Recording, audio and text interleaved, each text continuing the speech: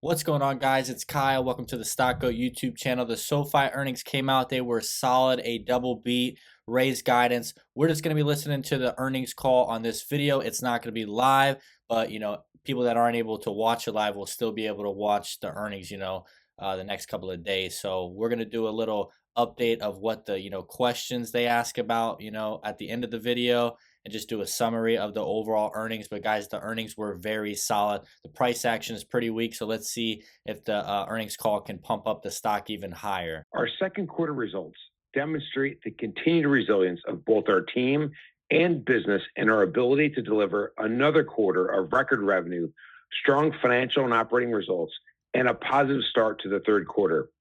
A few key achievements from the second quarter include another quarter of record adjusted net revenue with 50% year-over-year growth, our eighth consecutive quarter or 2 full years of positive adjusted EBITDA, which more than doubled quarter over quarter, demonstrating the acceleration we anticipated throughout the year.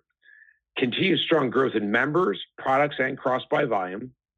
Our first full quarter of contribution from Sofi Bank, which allowed us to surpass $2.7 billion in deposits, up 135% quarter over quarter, and we're still in the early days. And importantly, our first quarter of positive GAAP net income for Sofi Bank at $25 million. The strength of our results, achieved in the face of continued volatility in financial markets, along with the ever-changing political, fiscal, and economic landscape, once again underscores how our full suite of differentiated products and services provides the financial foundation for a uniquely diversified business that is able to endure through market cycles.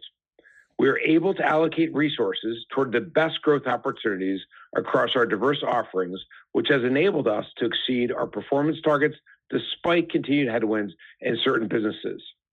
While so much in the world continues to shift around us, at Sofi, it's been a new normal for us for the last 4 years. So to us, it's business as usual. We've built our products and services to provide durable, high levels of growth with a specific economic profile, and that is what we are delivering. Now I'll run through the highlights of the financial results for the quarter.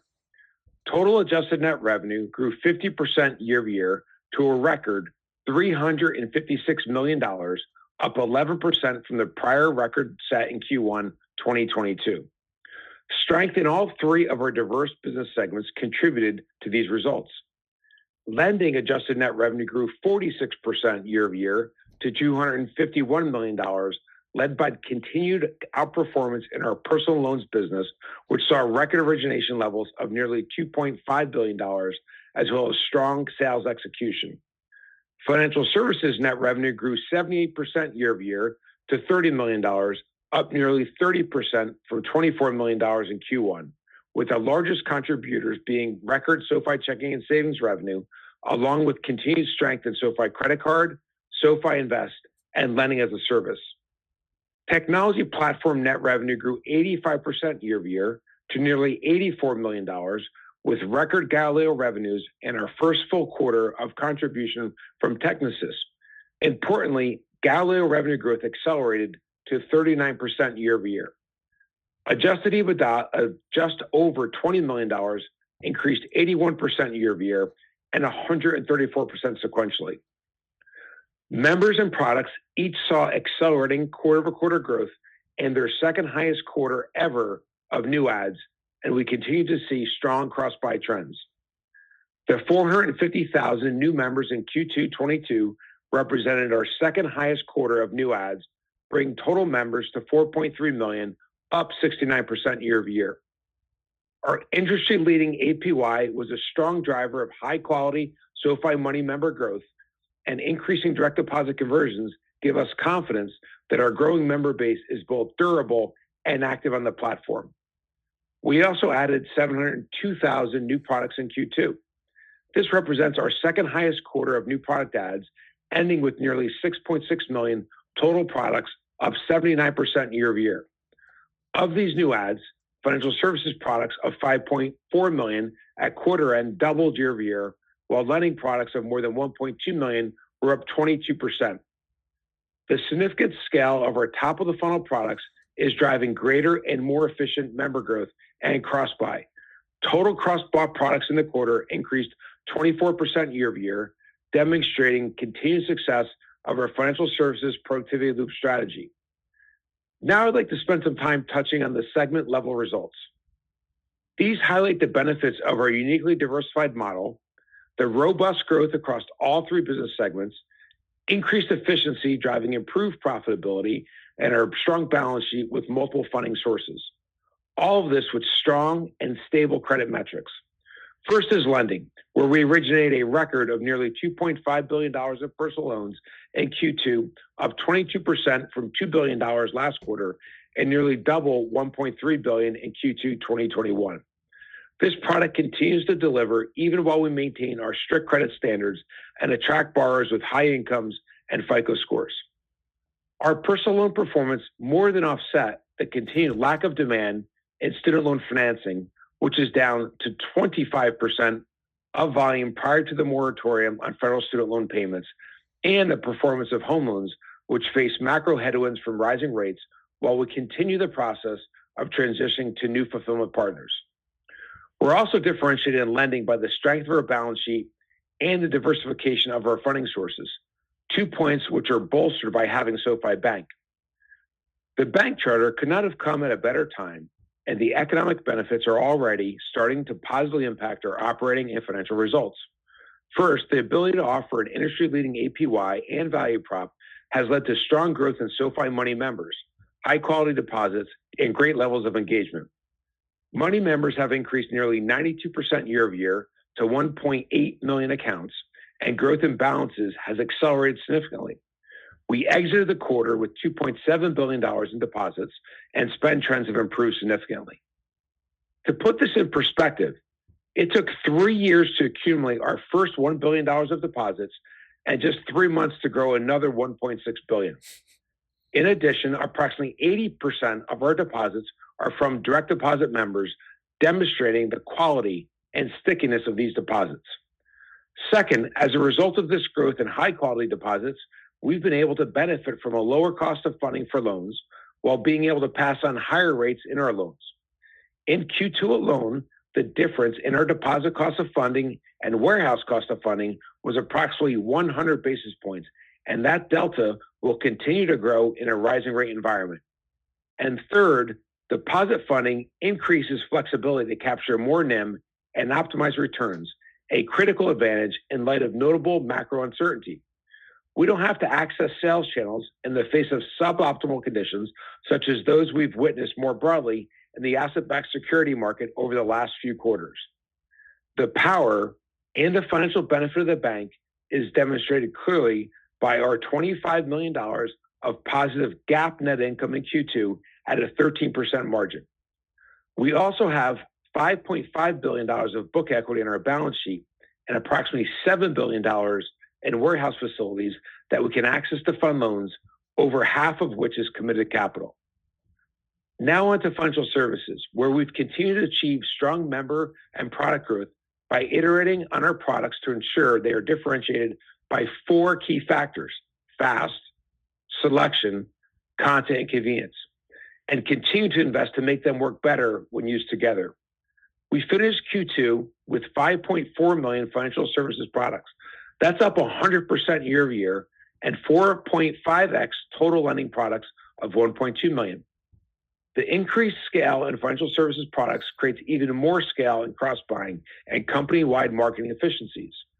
Total sales and marketing spend as a percentage of adjusted net revenue declined for the second consecutive quarter, even as we scale our top-of-funnel products, which often do not contribute standalone to revenue for 12 to 18 months. This is due to the increasing monetization and attractiveness of these products, our increased brand awareness, and network effects. Our investment in our products is paying off as members embrace the product launches in financial services introduced in the first quarter. SoFi Checking and Savings provides an unmatched value prop through an industry-leading APY of up to 1.8% as of Monday, July 25th, a host of free features, and a unique rewards program. The strategy is driving strong growth in direct deposit accounts, which in turn is driving strong growth in spend, which grew 29% quarter over quarter. Within SoFi Invest, we launched extended hours trading and saw our first full quarter of margin investing. We remain on track to launch options by year end, as well as introduce new proprietary ETFs to the platform. We've increasingly utilized our Relay platform to acquire, educate, and advise our members on their holistic financial picture and their next best move. We added the Auto Tracker product to the existing real estate property tracker and credit score monitoring to add even more insights to members' financial health and support them as they navigate the economic landscape. This platform has become a notable source of cross-buying, further bolstering the financial services productivity loop strategy. Transitioning to our technology platform, a critical element of our strategy. Not only is this segment a strong revenue and cash flow driver, but its two businesses, Galileo and Technisys, also contribute to two main tenets of the SoFi strategy: faster innovation at lower costs, and return diversified revenue streams. In the second quarter, full segment revenue growth of 85% year over year included the first full quarter of contribution from Technisys. On an organic basis, Galileo revenue grew 39% year over year, and Galileo enabled accounts grew 48% year over year. And this is with a 26% margin, or 33% if you exclude Technisys. Among Galileo's evolving products, Galileo has added new B2B capabilities as well as a secured credit card offering. I'd like to focus on the B2B segment for a moment, as it is enormous and we're already making great strides. 30% of the Galileo client pipeline is now comprised of B2B deals, up dramatically from 10 to 15% at this time last year, as we quickly leverage these new capabilities to penetrate more opportunities. And considering the market opportunity in this segment, we estimate the B2B opportunity at $29 trillion, with 50% of payments still via paper check. Just like in consumer banking, we have the capability and the opportunity to convert these to digital payments and virtual cards. This is a prime example of how we have driven technological innovation at Galileo to address more market segments and further diversify sources of growth. And Technisys continues to achieve milestones with its first core banking deal in Mexico and the launch of a new banking client in Brazil in the second quarter. In addition to new products and an increasingly diverse client list, Technisys and Galileo have yet another major source of growth, cross-selling among their complementary client bases, product sets, and geographic footprints. Bring Technisys to the U.S. through Galileo and Galileo to LATAM through Technisys. Suffice to say, the teams are running after these opportunities, and we cannot be more excited. I'll finish here by saying that we have been in an all-out sprint over the last 4 years to build out our digital product suite to meet our members' needs for every major financial decision in their lives and all the days in between. The benefits of our strategy to build a uniquely diversified business, combined with a national bank license, not only positions SoFi to be the winner takes most in the sector transition of financial services to digital, but also provide greater durability through a market cycle. I'm excited about where we are today and even more excited about where we can go from here. With that, let me turn it over to Chris for a review of the financials for the quarter. Thanks, Anthony. Overall, we had a great quarter with strong growth trends across the entire business. We exceeded our financial guidance while achieving record revenue in our 8th consecutive quarter of positive EBITDA, despite operating in a rapidly evolving macro backdrop. I'm going to walk you through some key financial highlights for the quarter and then share some color on our financial outlook. Unless otherwise stated, I'll be referring to adjusted results for the second quarter of 2022 versus second quarter of 2021. Our GAAP consolidated income statement and all reconciliations can be found in today's earnings release and the subsequent 10-Q filing, which will be available next week. For the quarter, growth accelerated and we delivered record adjusted net revenue of $356 million, up 50% year over year and 11% sequentially from the prior quarter's record of $322 million. Q2 revenue was $16 million above the high end of our guidance of $330 to $340 million. Adjusted EBITDA and margins also doubled quarter over quarter as we delivered $20 million at a 6% margin, coming in $5 million above the high end of our guidance of $5 to $15 million. Now on to the segment level performance, where we saw strong growth and record revenue across all three segments. In lending, second quarter adjusted net revenue accelerated and grew 46% year-over-year to $251 million. Year-over-year growth in lending was driven by a doubling of our net interest income and 18% growth in non-interest income. Growth in net interest income was driven by an increase in asset yields as well as average loan balances, while growth in non-interest income was a result of an increase in originations and hedge gains. Q2 originations grew 9% year-over-year to $3.2 billion and were driven by record volumes in our personal loans business, which grew 91% year-over-year to $2.5 billion.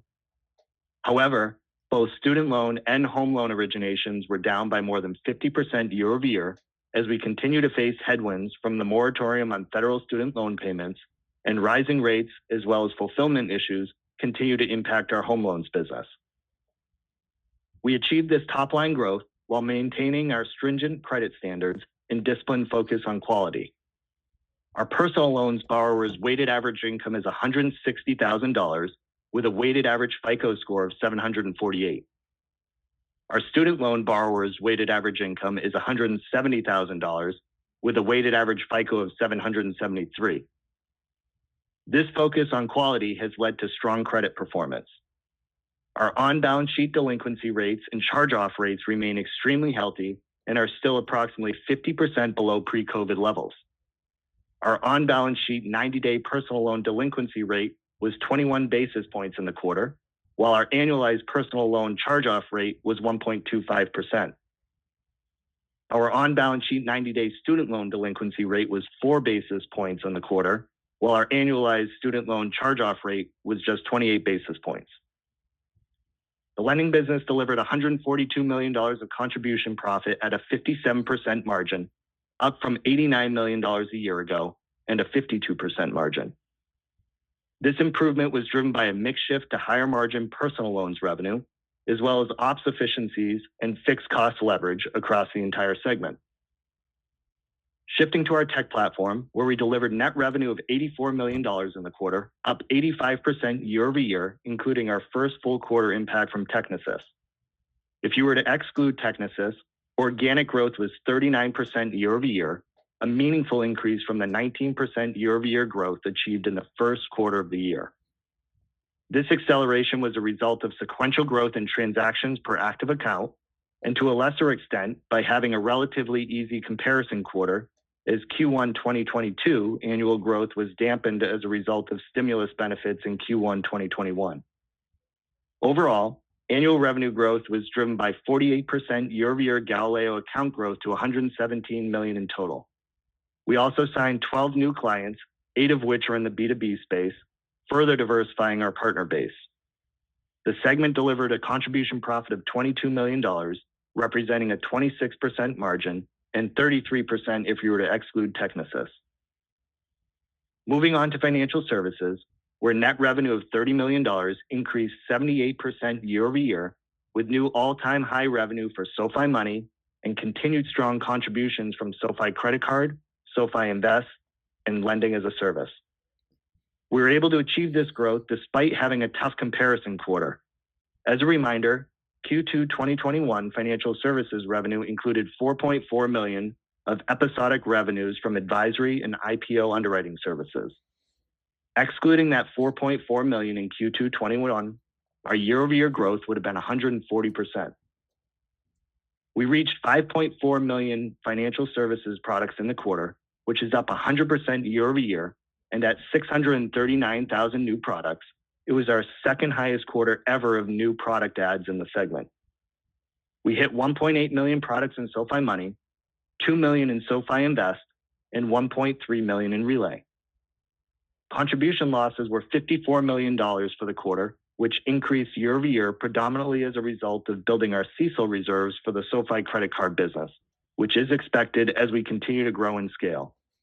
In addition, we saw a year-over-year reduction in higher margin and digital assets revenue, as well as episodic IPO and advisory revenue. Switching to our balance sheet, where we remain very well capitalized with ample cash and excess liquidity.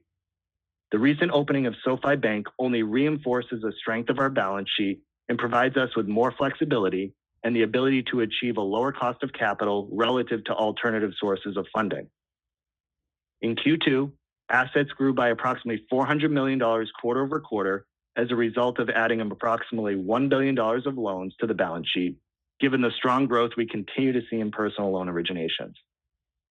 Offsetting the growth in loans, we had a $700 million decrease in cash as a result of funding the bank in Q1. The equity used to capitalize the bank was part of cash and cash equivalents shortly after funding the bank at the end of Q1. It has since been deployed and is generating a strong return by funding originations in the bank. On the liability side of the balance sheet, due to our strong deposit growth, we exited the quarter with only $1.6 billion drawn on our warehouse facilities, about 20% of our overall $7 billion worth of capacity, down from $2.7 billion in the first quarter of the year. Overall, we remain very well capitalized with ample cash and excess liquidity. Finishing up with guidance, throughout the last 12 months, we have demonstrated the benefit of having a diversified set of revenue streams and a keen focus on continuing to underwrite high-quality credit. We expect those benefits to persist going forward, even in light of the existing macro backdrop. Our outlook also assumes the federal student loan payment moratorium will last until January 2023, which would result in a late Q4 2022 benefit based on the trend experienced in 2021. In the second half of the year, we expect to deliver $830 to $835 million of adjusted net revenue and $75 to $80 million of adjusted EBITDA, with a more significant portion of the revenue and EBITDA getting generated in Q4. This guidance implies full year 2022 revenues of $1.508 to $1.513 billion, above our prior guidance of $1.505 to $1.510 billion. Our second half guidance implies full year 2022 EBITDA of $104 to $109 million, above our prior guidance of $100 to $105. Overall, we couldn't be more proud of our Q2 results and continued progress. Having delivered over $1.4 billion of annualized revenue in our 8th consecutive quarter of positive EBITDA, we continue to make great progress against our long-term growth objectives in the quarter, and we remain very well capitalized to continue pursuing our ultimate goal of making SoFi a top financial institution. With that, let's begin the Q&A. Certainly. If you would like to ask a question, please press star followed by 1 on your telephone keypad. If for any reason you would like to remove that question, please press star followed by 2. Again, to ask a question, press star 1. We kindly ask that you limit your questions to 1 question and 1 follow-up. As a reminder, if you are using a speakerphone, please remember to pick up your handset before asking your question. The first question is from the line of Kevin Barker with Piper Sandler. You may proceed. Great. Thank you for taking my questions. Congrats on a great quarter. Could you, talk about why you feel comfortable, continuing to push to grow the personal loan space, even though we have an uncertain economic outlook? I mean, I understand a lot of those personal loans are very high credit quality with very high FICO scores and higher incomes relative to what we see out there in the market. But, there's obviously a lot of uncertainty out there. And I'd just love to hear your view on those loans and why they continue to be an attractive growth investment profile. Sure. Thank you for the question. It's Anthony. In volatile markets like we're in today with discontinuity in interest rates and other issues around the macroeconomic environment, individuals are looking for ways to lower their cost of debt. They're looking for ways to better save and better spend. And so the demand in this environment is going to be quite strong. It's very prudent that we focus on our core target and make sure we stick to our disciplined credit profile. We underwrite to free cash flow that we're using our credit models to predict. We're not underwriting to a FICO score or anything else. And we're in an environment where some of the best credit profile individuals are out there looking to refinance their debt from higher variable cost debt into fixed rate debt and also fixed maturities so they can lower their cost of borrowing and also manage their budgets. And that's creating a lot of demand, and our team's doing a great job of providing a range of products to meet their demand. We're sticking to our credit profile that we've had for the last 4 years. That's proven out quite well. We managed to a life loan loss of about 8%. And as long as we're able to do that, we continue to underwrite. Now, the environment does change, and we have leading indicators that we're tracking and a profile that our risk team manages that gives us early warning signals. And as those change, we change how much we're willing to underwrite. I'll give you an example. If you go back to March of 2020, we saw dislocation in some of the commercial paper markets and the repo markets. We're quite worried about the liquidity in the marketplace, and we pulled back meaningfully on how much we're willing to lend. And we did that based on our overall profile of the macroeconomic lead indicators, and we didn't turn back on the amount we were lending until those turned green again. So it's something we've done in the past, something that's proven to be quite prudent, and we feel like we have the right team and right history in place. And I'll let Chris talk about the actual performance of the loans and what we're seeing. Yeah, so as I mentioned in my prepared remarks, the overall demographic and credit profile of our personal loans remains extremely strong. Like I had mentioned, the weighted average income of our borrower is $160,000 with an average FICO score of 748, and we're seeing really good trends in terms of overall delinquencies. For our personal loans business, 90-day delinquencies were at 21 basis points in the quarter, and that's roughly in line with where we were a year ago, which was at 18 basis points. And then in terms of overall charge-off rates, our personal loans business was at 1.25% annualized, again, which is roughly in line with where we were a year ago at 1.2%. And both of those metrics are well below where we were prior to COVID. Okay, great. And then you obviously had, fairly strong fee income and growth in spread income in the lending segment. I'm assuming that the personal loans were a large contributor to that.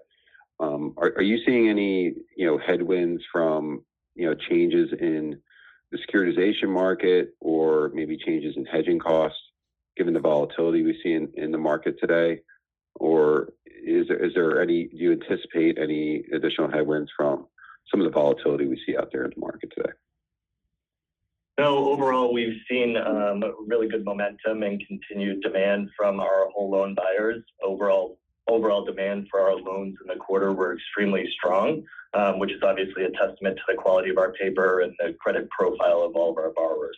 If you look at the quarter, and you'll see this in the queue next week, personal loan, whole loan sales were up both year over year and sequentially, where we ended up selling over $1.1 billion to whole loan buyers, which is a record quarter for us. And that's up 46% year over year and 15% sequentially. So overall, really good demand on the whole loan side, and we aren't seeing any deterioration there. In terms of the impact of rates on our overall margins, we've been able to successfully navigate and prudently raise our weighted average coupon throughout the course of the last few quarters to keep pace with rising rates. And you'll see in our queue next week that the average income that we earned on our personal loans portfolio increased about 60 basis points quarter over quarter, and that's in line with what we saw in terms of rising benchmark rates. Okay, great. Thanks for taking my questions, Chris. Thank you, Anthony. Thank you. Thank you. The next question is from the line of Dan Dolev with Mizuho. Please proceed. Oh, hi. Thanks. Great results, guys. Congrats. So my first question is, can you give us sort of some recent consumer trends, maybe something on the members and on demographics? Like how have things changed in terms of your demographics? I also maybe noticed that the FICO went up, so I would love to get an update on that. Thank you. Yeah, I already touched on the trends for lending. Outside of the trends for lending, I'll hit on technology platform and then also our financial services products. We're really happy with the performance of the financial services segment. We're starting to see great monetization there. As I mentioned in our prepared remarks, there couldn't be a better time to have become a bank. It allows us for the first time to give a very attractive interest rate on checking to our members at 1.8% APY. It's funny, we're able to give them a better interest rate while lowering our cost. That 1.8% combined with our other sources of funding lowers our cost of lending between our warehouse facilities and our cost of deposits by 100 basis points. So we're actually giving them 1.8% versus before when they got 30 or 40 or 50 basis points, and we're actually saving 100 basis points on top of it. That's driven great demand for our checking savings account and great direct deposit activity. And the direct deposit activity then leads to higher spending. So as we mentioned in the call, we saw a meaningful increase sequentially in the spending and also year over year. I would say our spending is really about taking market share because we're taking it from large banks and their direct deposit customers. If we do look at the members that we've had for a consistent period of time, their spending is still strong. But again, we're up in credit and up in income, so we may not be representative of the broader United States and the economic activity and the pressure they may be feeling. Our customers reacting quite well in this environment.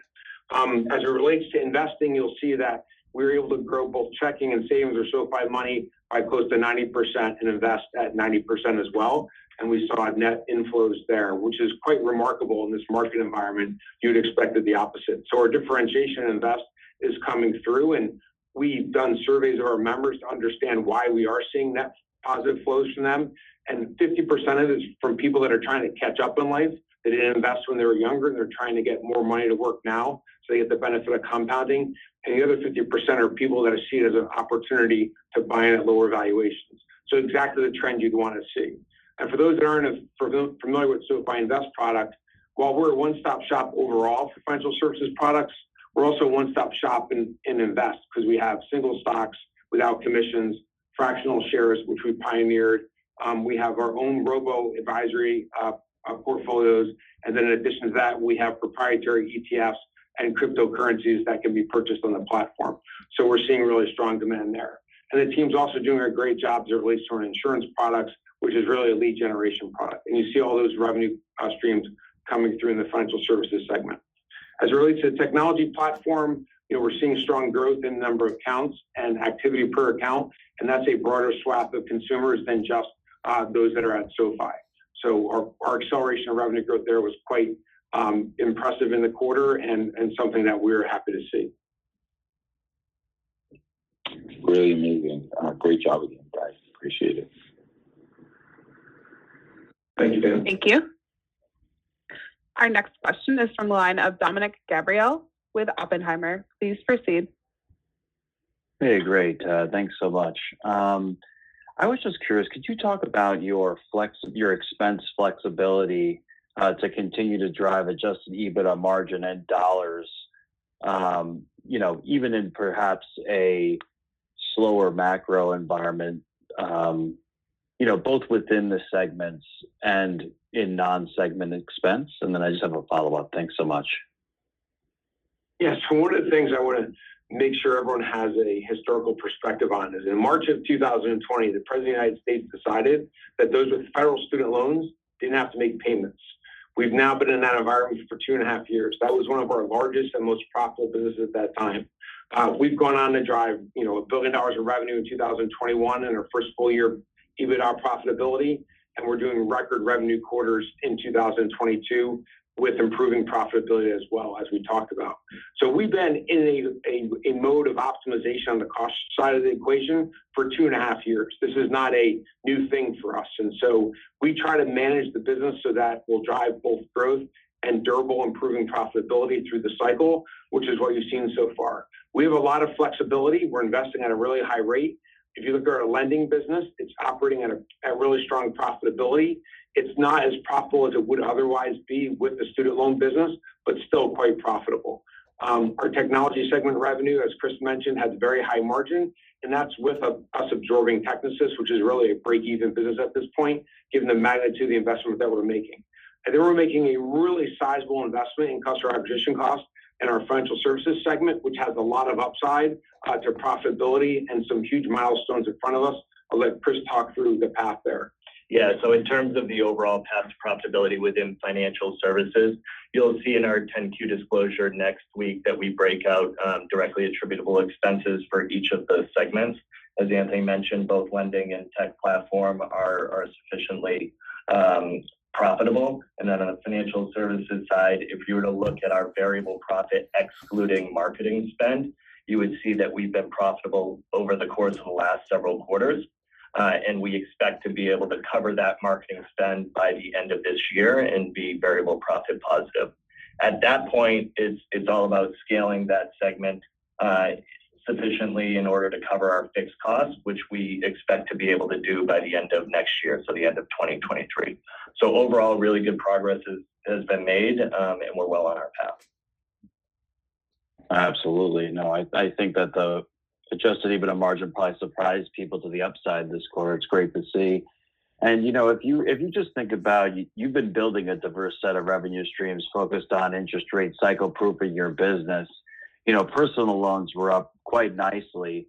How has the demand changed for your products, even in the financial segment? I noticed perhaps as the ARPU's up a little bit more. How would you expect this shift in your the demand for your products as rates keep rising potentially? Thanks so much. In the personal loan segment, the demand will continue to increase as people that have variable rate debt and also debt that may not be longer term need to refinance. People that have short-term debt and variable rate debt, they need to extend the length of the debt and get into a fixed rate payment that they can consolidate down to and get the debt paid off. On the investing side, we're clearly a market share gainer there. To see the growth that we are in our invest members and net flows is likely unique in the sector. And I think the disruption that's happening more broadly for the fintech-focused brokerage or invest accounts is going to be a benefit to SoFi, given our stability, the fact that we have deposit funding with a bank, that we're EBITDA positive consistently for 2 years, and we have a lot of capital on the balance sheet. We could be a really safe home for a lot of people that are worried about their capital getting trapped in some way from dislocations in private companies and public companies in the brokerage space. As it relates to student loans, we, in our guidance and our outlook, still assume the moratorium won't end until 2023. If it ends sooner, we expect the demand for that product to really go through the roof, and we'll be back to normalized levels that we saw in 2019 and Q1 of 2020, which, as Chris mentioned, was over $2 billion of origination. And that would be a huge tailwind that allows us to step on the gas even more, because it's a really profitable business and high incremental profit margins. On the technology service side, for Galileo and Technisys, we're in an environment where companies really need to drive greater efficiency in their businesses and drive down costs, which means they need to upgrade their technology platforms.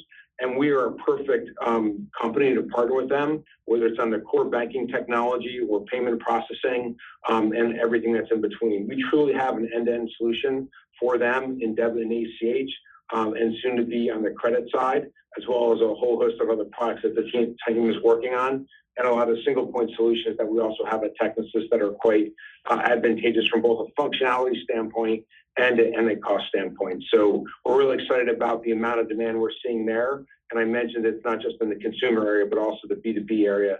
And a lot of the enterprise payment technology doesn't exist today for people to do digital payments. They're largely still doing paper payments, and we can enable lower costs there as well. So we're excited about that. On the insurance side, it's been relatively steady, but we're gaining market share there as a lead generator.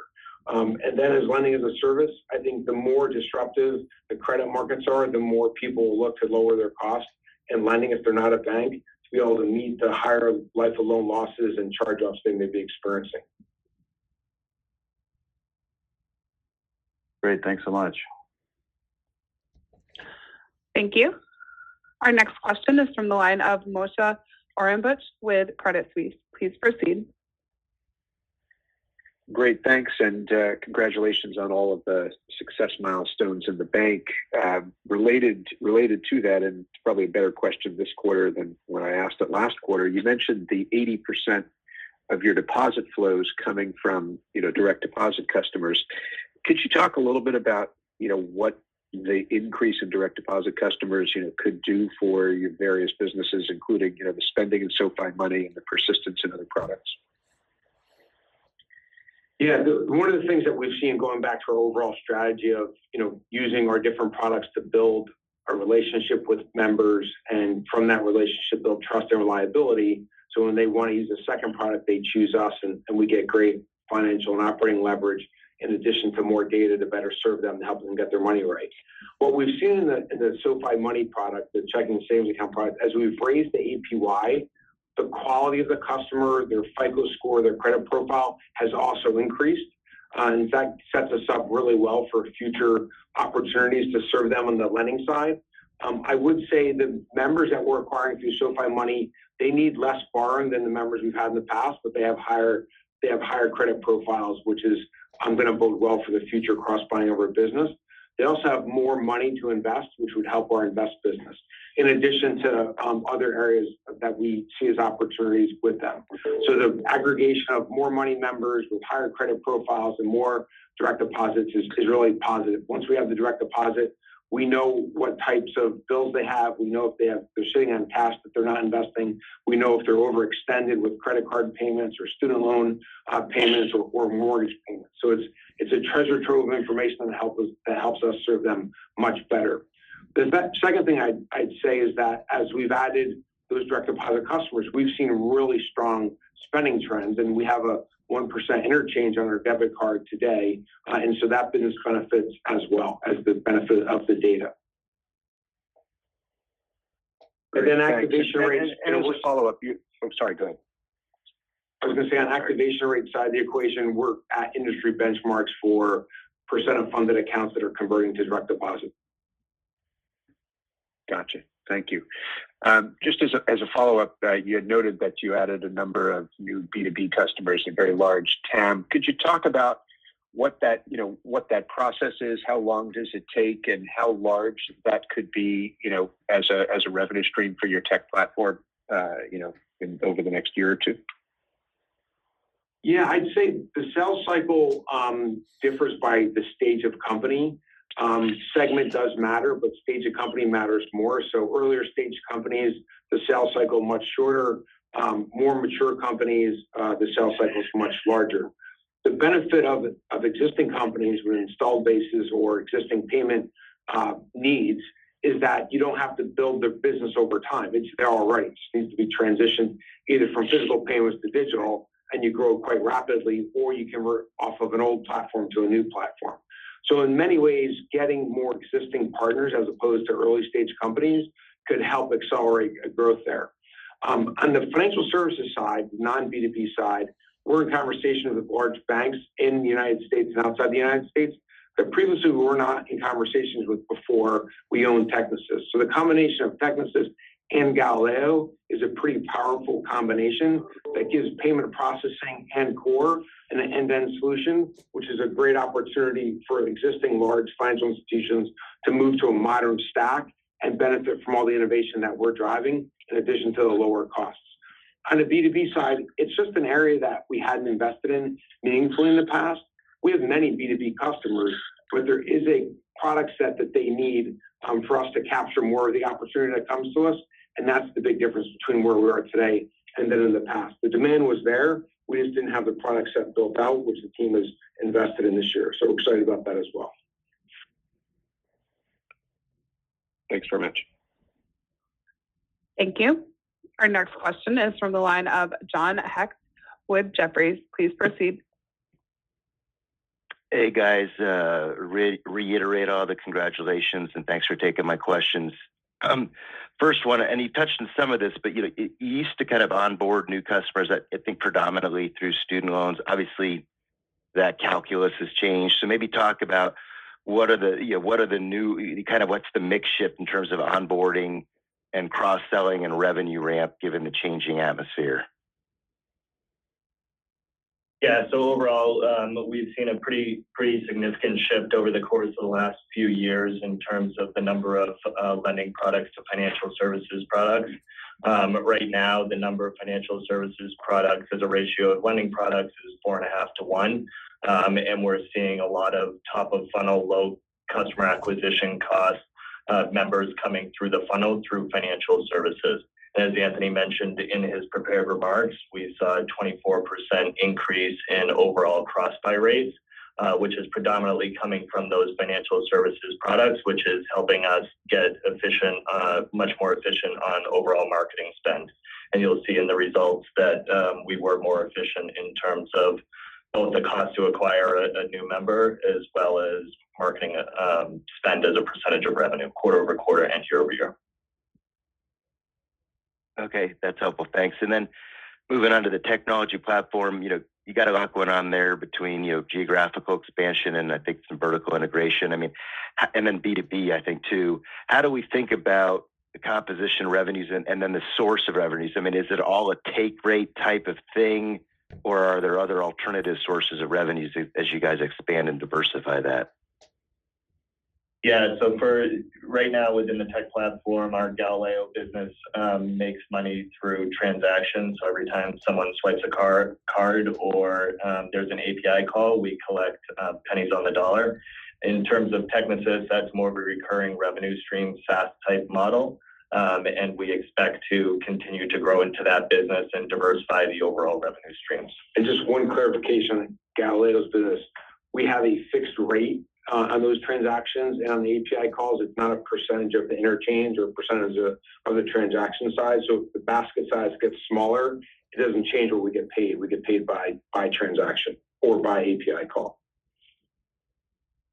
Great. Thanks very much, guys. Thank you. Our next question is from the line of Jeff Adelson with Morgan Stanley. Please proceed. Great, thanks. Good evening, Anthony and Chris. Hey, Jeff. So you had a pretty good quarter. You beat by revenues on about 15 to 25 million and 5 to 15 million on the EBITDA relative to the old 2Q guide. I'm just kind of curious. It looks like you only took up the full year 22 guide by roughly 3 to 4 million. Just wondering if there's something going on in the back half of the year that we should be looking for, maybe. Or are you building maybe in a degree of conservatism in your outlook here? Yes, what I would say is in terms of the overall H2 guide, our goal is always to provide the research and investor community with our best outlook on the business at any given point in time. Given where we are in the year, we remain very comfortable with the trajectory of our business and our guide, particularly in light of the uncertainty related to the macro environment that we're experiencing right now. So overall, still very optimistic in the forward outlook, and this is our best view at this point. Got it. Thanks for that. That's helpful. And then just, maybe switching to gain on sale. Since we're not getting the Q until next week, I think you said, could you maybe break out how much of a hedge gain you saw this quarter? I think last quarter you had about 160 million. Just wondering how much of the 140 million this quarter came from that. And then as a part of that, do you think you could also break out the hedge versus unhedged gain on sale margins you're seeing by product this quarter? Absolutely. So in terms of overall hedge gains for the quarter, we ended up generating $75 million in the quarter. In terms of the actual gain on sale margins, I'll give you both unhedged and with hedge gains. For personal loans, it was 3.4% excluding the hedge and 4.5% including hedge gains. Our student loan business was 99.8% excluding the hedge and north of 4% including the hedge. And then our home loans business was at an execution of about 95%, but north of 1.5% when including the hedge.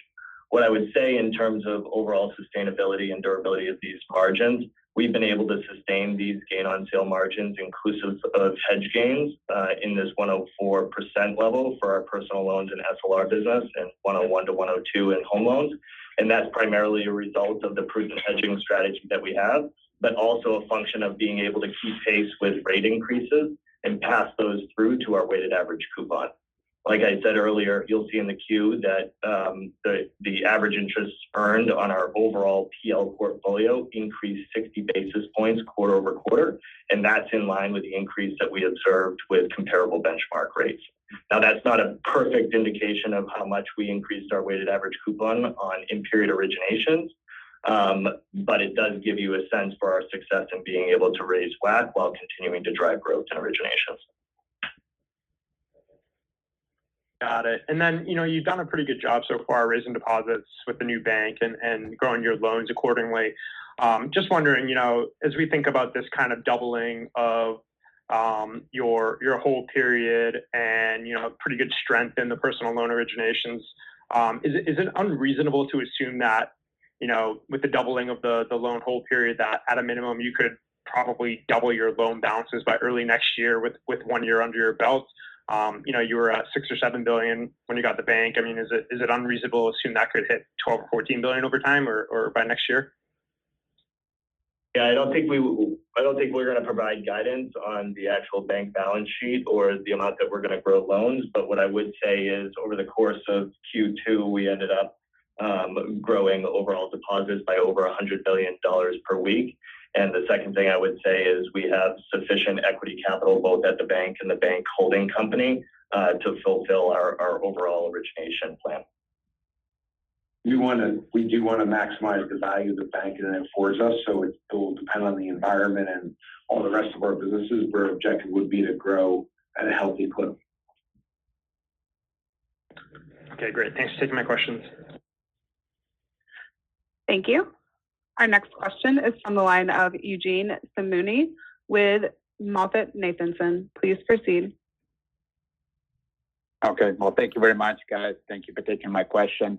I wanted to come back to personal loans for a minute. Obviously, very, very strong growth trajectory here. Talked a bunch about the strong demand overall, given interest rate environment. But can you talk a little bit about your kind of success in gaining market share in this market? It's a very competitive market. Obviously, a lot of providers, a lot of innovative providers. What's the edge, and how do you maintain that market share gain momentum going forward?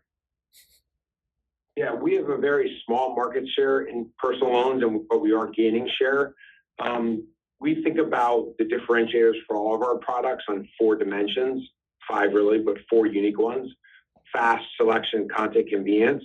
And then the 5th one is having our products work better together, i.e. you get a lower interest rate if you also do direct deposit, as an example. So fast, we want to be the fastest place to apply for a loan, the fastest place to get approved for a loan, and the fastest place to get funded for a loan. And on personal loans, we try to get it down to 2 days. It used to be 8 or 9 days. Why is that the case?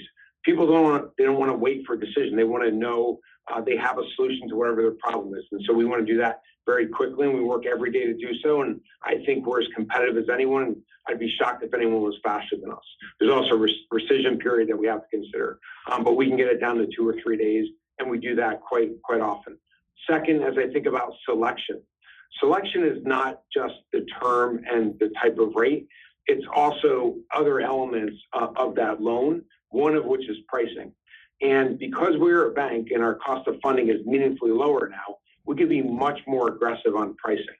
And we're pretty, I would say, surgical as it relates to the relationship between the credit profile and the pricing profile. We developed back in 2018 6 different grids of about 36 cells that are constantly used to figure out where there's an opportunity in pricing relative to credit. And so that's a sophisticated process that's done each week, and it's been built on 4 years of data. The second element of that is marketing and understanding which channels provide the best borrowers.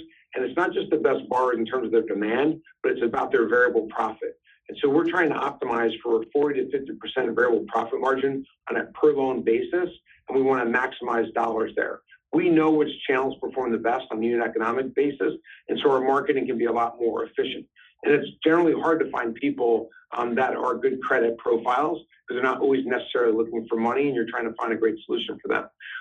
So those are a couple of the elements that we use on a singular basis of the products to differentiate.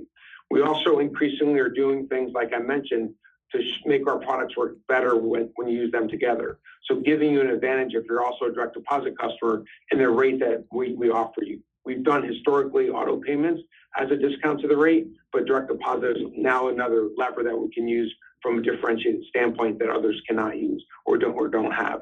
And you'll see us continue to do better together types of things to get there. Got it. Thank you. That's very helpful. And then quick follow-up, just on the macro environment, you mentioned that you're looking at a broad range of kind of early warning indicators. Obviously, you're looking at a lot of data across your 4 million user base. Are you seeing any indications of any deterioration in kind of the macro environment? And maybe you can speak in a little bit more detail. What macro scenario are you assuming for your second half guide? Yes, because we're focused on a specific segment of the population and a specific credit profile of the population, we're going to look at different metrics than that necessarily tie to GDP growth or inflation, et cetera. I don't want to get into all the details on all the different metrics. The risk team utilizes that framework. They provide us with early warning levels. We use red, green, and yellow. They change quite frequently. We look at them every month. There have been some months in the past that were more red than months that we've currently had. And so there's not going to be something you can look at and say, this means X, Y, or Z for SoFi. Our team is looking at that broad range of indicators and using that to rate each one of the metrics. And ultimately, when we get to a certain level of things being red, we lend less, which is what we did back in March of 2020. And then once we lend less, we don't turn it back on until they turn back to yellow or green. So it's something we monitor all the time. If you look at the second quarter, April was more negative than May or June. May and June were more positive than April. So it's an ever-changing environment. I don't want to give you any indication of what it's going to be tomorrow or what it was yesterday. Our guidance reflects what it's been and what we think it's going to be. And then the only other thing I'd point you to is the actual performance of our loans, which Chris talked about. Got it. Well, thank you very much, guys. I really appreciate it. Thank you. That concludes today's Q&A session. I will now hand the call over to Anthony Noto for closing remarks. Thank you, and thank you for everyone for your thoughts today and spending time on our call. I wanted to end with a couple of points. I'm incredibly humbled by the privilege to lead SoFi and work with so many passionate people that have built our company day by day and inch by inch, rallying time and time again to each challenge we've faced, all in service of changing the lives for so many people. I would have never predicted that we could deliver superior growth with record revenue quarter after quarter in 2021 and now again in 2022, while our student loan refinancing business operates at 25 to 50% of normalized levels for the last 2.5 years. And we still delivered 8 quarters of positive EBITDA. We went public, we've raised over $3.5 billion, and we attained a very hard to accomplish goal in becoming a national bank. But that is exactly what we've done here today and last quarter and the quarter before that. Our members need our help like never before, and our ability to help them is unmatched by any company that I am aware of. The responsibility that comes with that rare position is great, but the personal and professional satisfaction when we deliver is even greater. I am in awe of the impact we have on our members. While no one day has a dramatic impact relative to others, the cumulative impact of the last 1,620 days is dramatic, which is why we have to remain focused like never before on ensuring that we continue to move with urgency, with purpose, with a winning mindset, and a founder's mentality to make progress every minute of every hour of every day so that the aggregate impact remains unmatched. Until next quarter, we thank you for your interest in SoFi. Thank you very much. That concludes today's conference call. Thank you for your participation. You may now disconnect your line. Holy crap, they asked a lot of questions. How many analysts got on that call, guys? That was like 7 to 8 calls. That was ridiculous. They were going hard at SoFi, and it just seems right now that SoFi has everything in line of where they want to be. The earnings were absolutely amazing. User growth, revenue growth, losses declined as well. It looks like the two things that are just hurting SoFi are losing the profitability from those student loans and lending. Lending is the best business. It's the most profitable. And student loans, they just said it's their most profitable lending segment. They need to get that back. So I believe that's the one largest thing hurting SoFi, trying to turn a profit. And then the other thing is the financial services expenses, how they bring in these customers, these bonuses, rewards, stuff like that. Their expenses are pretty high. I think they were 80 million or something like that. And revenue is still growing really fast in financial services. It's just not growing fast enough yet. And they're always talking about monetizing the financial services. So if they can get their financial services revenue to just monetize even faster, get the student loans back in December or, the beginning of 2023. Guys, this is going to be a very profitable company in the next 2 to 3 quarters. So once again, guys, I'm going to also be making a video on my analysis. We're going to go through the earnings and look at them, everything all the way to revenue, growth, Galileo, expenses, stock-based compensation. So I'm going to be working on that. This is just a video for people to see the earnings that weren't able to watch it live. Once again, my name is Kyle. Hope you have a great day.